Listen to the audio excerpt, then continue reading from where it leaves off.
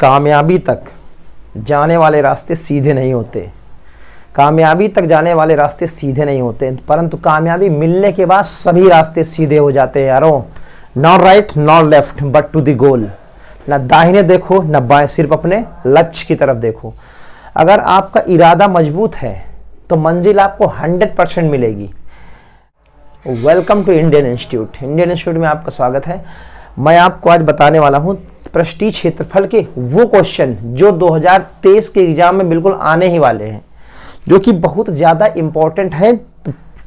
पृष्ठीय क्षेत्रफल के जो भी क्वेश्चन इंपॉर्टेंट है वो हम आपको बताने वाले। देखते हैं पहला क्वेश्चन। पहला क्वेश्चन क्या कह रहा है? क्वेश्चन ये कह रहा है कि दो लंबवर्तीय बेलनों के आधार और त्रिज्याओं में 1:2 का अनुपात है। सबसे पहले हम क्वेश्चन को बोलते जाते हैं और लिखते जाते हैं। आधार की त्रिज्या, अगर दो बेलन बोल दीजिएगा तो हम R1 R2 लिख देंगे। R1 अनुपात R2 बराबर कितना है? 1:2, अर्थात R1 का मान कितना है? 1, R2 का मान कितना है? 2। उसके बाद फिर ये बोल रहा है कि तथा उनकी ऊंचाइयों में 4:1 का अनुपात, यानी कि ऊंचाई ले लेंगे हम। H1 अनुपात H2 बराबर कितना हो जाएगा यारों? 4:1 हो जाएगा। 4:1 हो जाएगा। तो उसके बाद फिर हम देखते कि वो ये पूछ रहा है कि उनके आयतनों का अनुपात ज्ञात कीजिए। आयतन जो जब भी कभी आयतन पूछे, कोई भी चीज पूछे, अगर अनुपात में पूछ रहा है, चाहे वो वक्र पृष्ठ हो, आयतन हो, संपूर्ण पृष्ठ हो, किसी की संख्या निकालनी हो, तो हम भाग देंगे किसका? पहला बटे दूसरा। इतना आपको ध्यान रखना है। जब भी अनुपात आएगा, अनुपात जब भी आएगा तो पहला बटे दूसरा, ये आपको ध्यान में रखना है। ट्रिक आप बना लीजिए बस। जैसे क्वेश्चन बोलेगा आपको अनुपात निकालना है तो आप अनुपात ऐसे लिखिए, अनुपात। और किसका अनुपात? आयतन का अनुपात। अनुपात बराबर क्या करेंगे?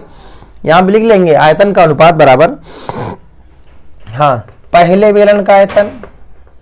क्या लिखेंगे यारों? पहले बेलन का आयतन, पहले बेलन का आयतन और बटे दूसरे बेलन का आयतन।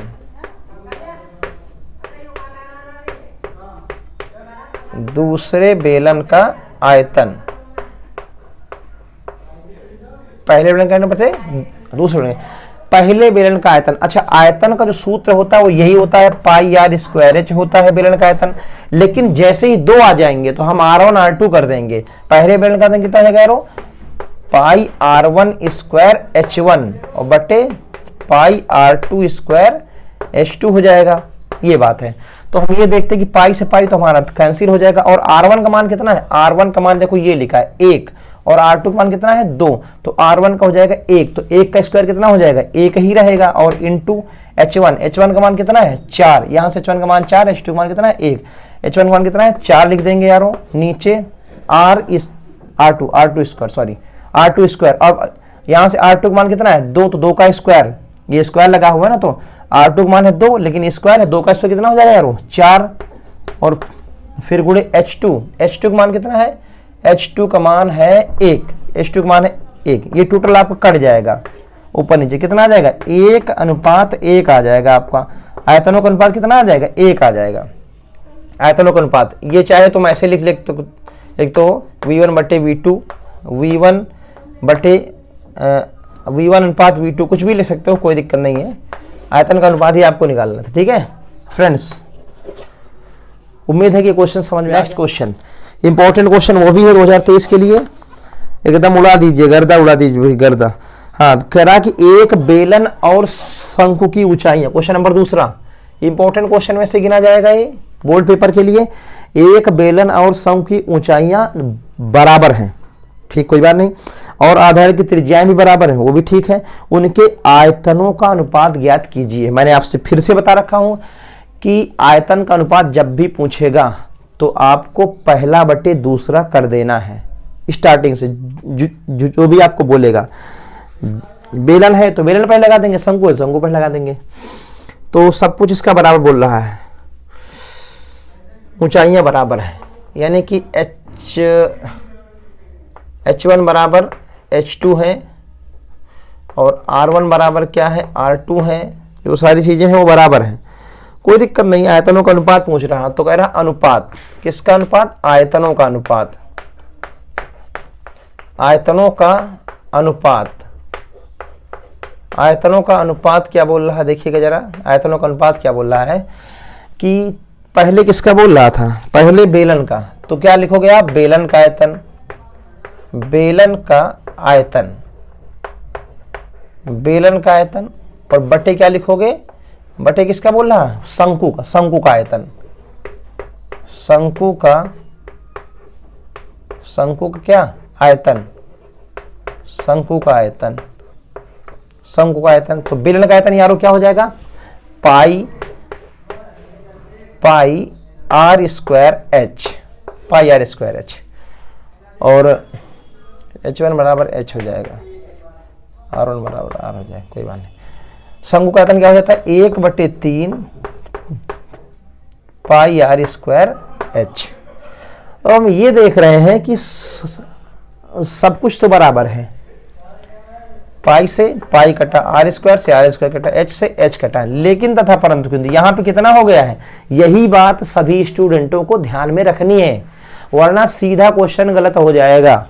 यहां सब कुछ कटने के बाद वहां पर एक बच रहा है, अभी कटता कितना बचता है, एक बचता है, और यहां पे लिखा है 1/3 लिखा हुआ है, और मैंने आपसे बता रखा कि जब भी 3 चीजें हो जाती हैं तो ये नीचे वाली प्रोडक्ट कहां चली जाएगी, ऊपर चली जाएगी। तो यारों क्या हो जाएगा इसका मतलब कि 3 के 3 और बटे 1, अर्थात कितना हो जाएगा यारों, 3:1, 3:1।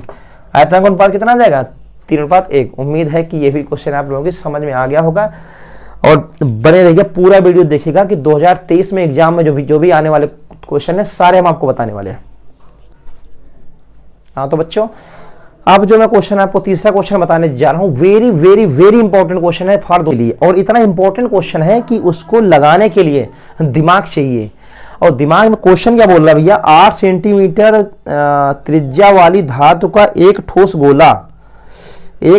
गोला जो गेंद है वो पिघलाकर, मतलब सीधी सी बात ये कह रहा है कि ये जो है ये एक ठोस गोला है, वो भी 8 सेंटीमीटर इसकी क्या है, त्रिज्या है, ये त्रिज्या। तो इसको जो ये पिघलाया गया है और 8 छोटी छोटी इसकी गोली बनाई गई है। कितनी छोटी गोली बनाई गई है, 8 छोटी गोली बनाई गई हैं, छोटी गेंदों में बनाई गई है। अच्छा गोली नहीं, गेंद है, गेंद, कोई दिक्कत नहीं, गेंदों बनाई गई है। तो प्रत्येक नई गेंद की त्रिज्या ज्ञात कीजिए। वेरी इंपॉर्टेंट क्वेश्चन है। यदि अगर ये गोला पिघलाया गया और छोटी छोटी गेंदों में बना दिया गया, तो ये आप ध्यान रखना कि उसके आयतन बराबर होंगे। कैसे? जैसे अगर 1 गिलास पानी है, जितना भी आपका पानी आ रहा, तो आप अगर उसको चाहे बाल्टी में डालोगे या किसी में भी डालोगे, रहेगा तो उतना ही ना। वो हाँ जगह दूसरी घेर लेगा जाकर के, वो बात अलग की है। किसी बाल्टी में डालोगे, गिलास में डालोगे, लोटे जग में किसी में डालोगे, लेकिन रहेगा तो उतना ही पानी ना, आयतन तो उसका बराबर रहेगा, पानी तो वही रहेगा। तो इसको अगर पिघला दिया गया है तो जो लिक्विड हमारा बनेगा, रेडी होगा, तो रहेगा तो उतना ही ना। इसलिए जो है इसके आयतन क्या हो जाएंगे, दोनों के बराबर हो जाएंगे। तो देखिएगा, तो ये बता रहा कि 8 सेंटीमीटर, मतलब एक ये गोला है, अच्छा वो गोला मान लेते हैं। तो इसका ये क्वेश्चन नंबर मतलब कि तीसरा है, तो इसको हम जो है ना बड़े से मान लेते हैं कि 8 कितनी, अच्छा हाँ ठीक, बड़े का मान लेते हैं। आर बराबर कितना है, 8 सेंटीमीटर। 8 सेंटीमीटर क्या है, इसकी त्रिज्या है, आर त्रिज्या किसकी इतनी है, आर बराबर बड़े का मान, चूंकि ये बड़का का है, ये वो छोटे छोटे की इसको हमको निकालना है। तो अब हम ये बात जानते हैं कि जो दोनों के आयतन वो क्या है, बराबर होंगे। तो हम इस बात को लिखेंगे क्या, बड़े गोले का आयतन, बड़े गोले का आयतन, बड़े गोले का आयतन बराबर कितने हैं, इसके कितने बनाए जाते हैं, 8 समान। तो 8 जो है 8 नई गेंदों का आयतन, 8 नई गेंदों का आयतन। आयतन, इस बात को आप समझिएगा। तो अब ये देखते हैं कि 8 जो बड़ी तो गोलों का, ये बड़े जो गोले का आयतन क्या हो जाएगा, 4/3 पाई आर क्यूब ये, और इधर 8 तो है ही है, 8 इंटू नई गोली का आयतन कितना हो जाएगा, नई गोली कितना हो जाएगा, 4/3 पाई आर क्यूब। 4/3 से 4/3 कैंसिल, पाई से पाई कैंसिल, ये बात आप लोगों की समझ में आ गई होगी।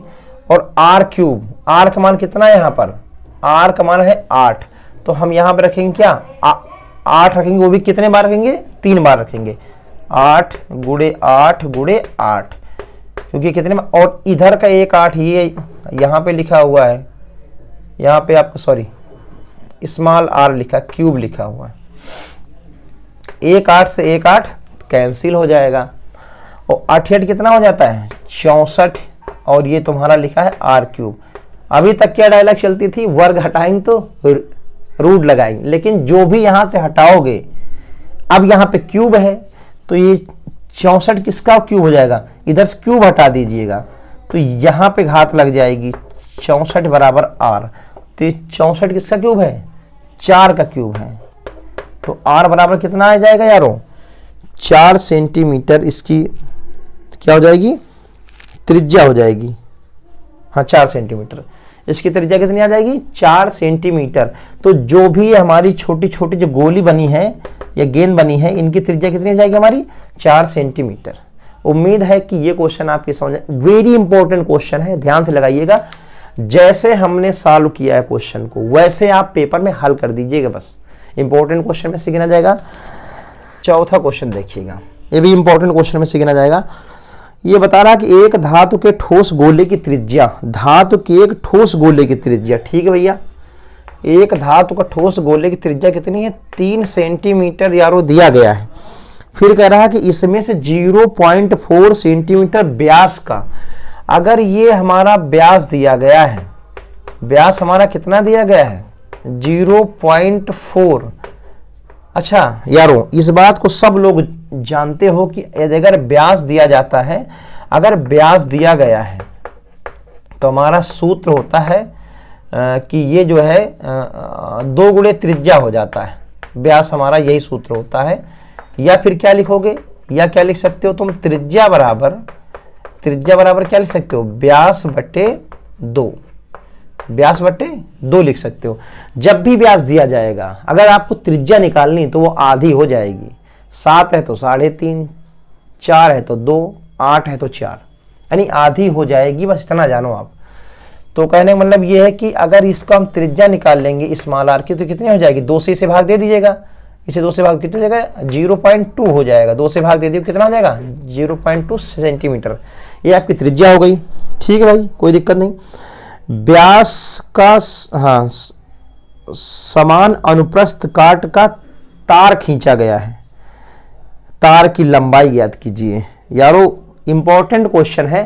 एक धातु का पहले ये गोला था, ये गोला, समझने की बात है यारो, ये गोला था। अब इसको इसने ये क्या किया, पिघला दिया गया, और पिघलाने के बाद इसी से एक तार बना दिया गया। और इस बात को आप लोग जानते हो कि तार क्या हो जाएगा, एक बेलन के आकार का हो जाएगा, क्योंकि जो छड़ होगी वो लंबी लंबी सी छड़ होगी, वो किसके आकार की हो जाएगी, बेलन के आकार की हो जाएगी।